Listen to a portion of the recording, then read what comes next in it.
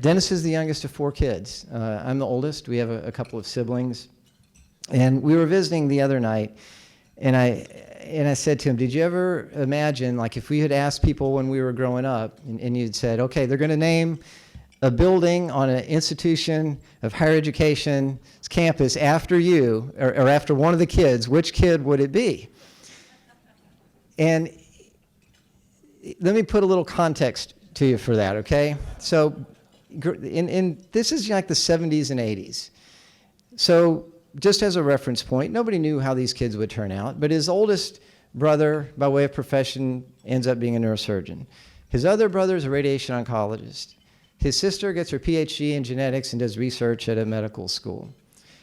Dennis grew up in the same small town, went to the same schools, with many of the same teachers, same families, and he had to follow in their footsteps.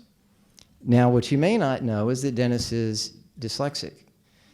And he said to me, you know, Greg, when you grow up and you're dyslexic, you're always thinking, these people don't think I'm very smart. And true story, having to follow these overachieving older siblings, when he was in kindergarten, he wasn't doing as well as the other kids, or the older kids anyway.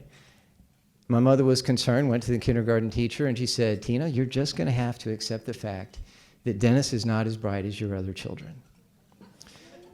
And when I heard him say the other night, you're always thinking people don't think that you're smart, it broke my heart. And not for him, he's overcome that, he's successful. But I thought about the thousands of kids that they just process language differently, they think differently, but they grow up privately thinking in their mind, these people don't think I'm smart. They don't think that I have what it takes. So we're here to commemorate what he did, and that's right, and we should do that. But I would also like this day and the story of Dennis Bonnen and what he's accomplished to be a testimony that is retold so that children that think they're maybe not smart or they don't have what it takes, they need to know the story of Dennis Bonnen and that they are talented, they are capable, and there's also a lot of other things in life that go into being successful.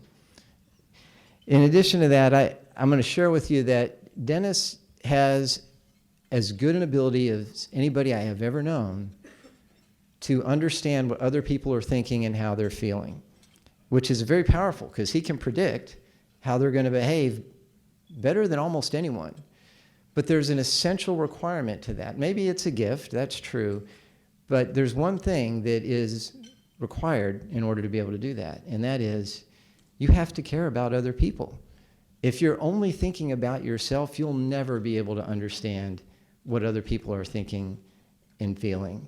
And he has proven over time to be really incomparable at understanding where other people are coming from, whether he agrees with them or not. Which leads me to the final thing I'm going to say, and then we'll move on.